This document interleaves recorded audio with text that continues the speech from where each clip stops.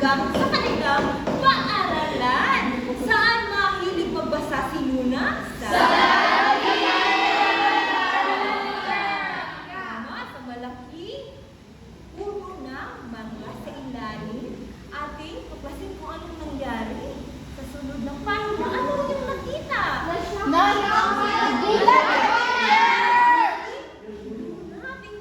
Ating alamin kung bakit nagulat si Luna. Isang hapon, may maliit na mapa ang nahulog mula sa aklat na binabasa ni Luna. Ano ang nahulog? Nahulog mula sa aklat ni Luna? Mapa! At ano ang naging reaksyon ni Luna?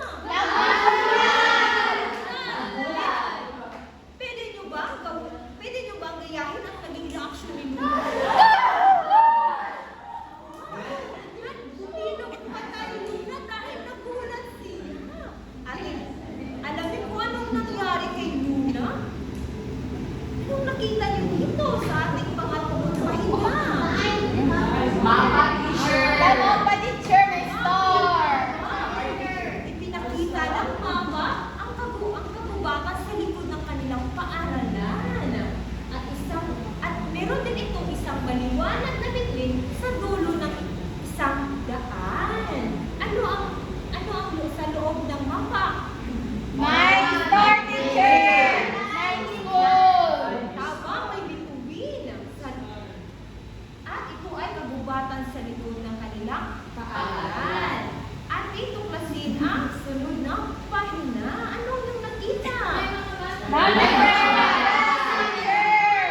Biglang dumating sila Ben at si Mika at nakita nila ang mapa. Nagtaka sila at gusto nilang tuklasin kung ano ang nasa mapa.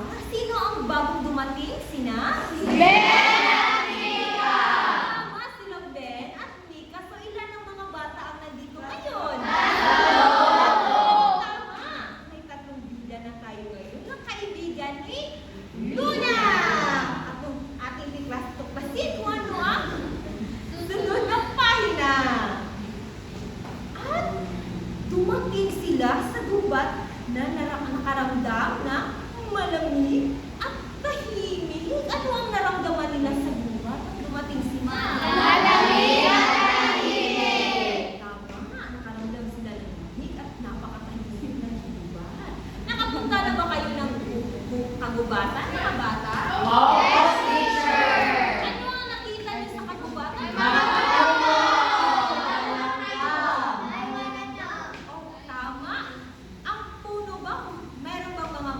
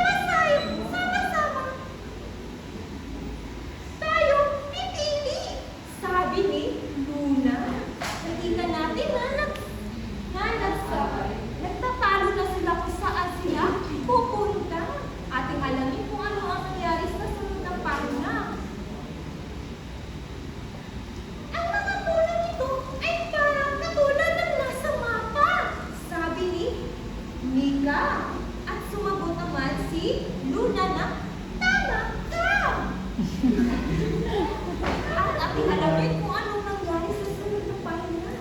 At napadesisyonan ni Ben na, sige, pupunta tayo doon. So, napagdesisyonan na magkakaibigan na dadaan sila sa kanan na daan. Tignan natin kung ano ang nakita nila sa kanan na daan. At ano ang nakita sa kanan na daan? May bato, teacher, may star. Bato at may bituin. Ating alamin kung ano ang ilang kung bakit may bato at bituin. Sinundan nila ang kanan na daan. At hindi nagtagal ay nakita nila ang isang maliit na bakanting lugar. May bato na may marka ng bituin. Katulad ng nasa mapa. Ito pala yung nasa mapa na nakita ni sino nakakita ng mapa una? Si Luna. Tama, si Luna. At alamin kung ano ang nakapaloob sa bato. At ito na nga, sa likod ng bato ay may isang maliit na kahon na may laman na papel. Ano ang laman ng maliit na kahon? Papel. Tama, may maliit na papel. Ating alamin kung ano ang nakasulat sa maliit na papel. Ang nakasulat sa maliit na papel ay ang tunay na kayamanan ay ang mga kaibigan na marunong makinig sa isa't isa. Ito ang nakasulat sa loob ng papel. Sunod na pahina ay umiti ang mga bata habang pabalik sa paaralan.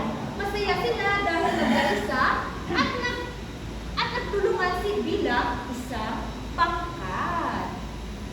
At makikita natin na ang pagkakaibigan ay ano? Sila ay Masaya.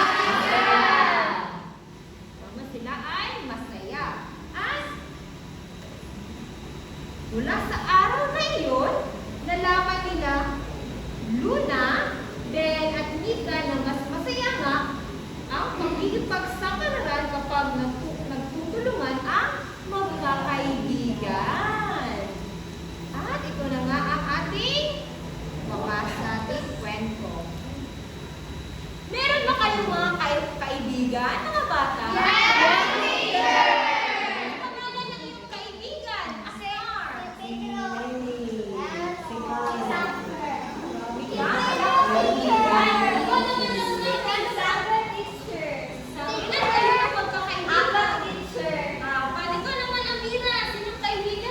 Si Suza, teacher, at saka si Kiefer. Ilan kayo magkakaibigan? Tatlo, teacher. Oh, ikaw naman, Annalyn. Sino mga kaibigan mo dito? Ay, ayun, nalaman ko naman yung mga kaibigan pala kayo. Bilang magkakaibigan, nagtutulungan ba kayo? Yes, teacher. Ikaw, Ramirez, paano mo tinutulungan yung kaibigan?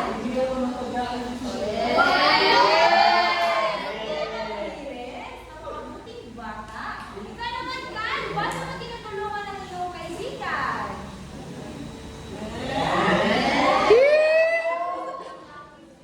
Nagpapahiram ng lapis, Kasundo. ay, tinutulungan niya mga kanyang kaibigan. Ikaw naman, Kiefer, paano mo tinutulungan ang iyong kaibigan? Tinutulungan ko siya sa pamamagitan.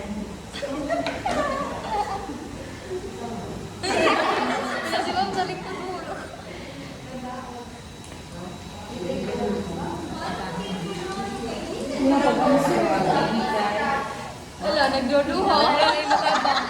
Wala na yung matabang.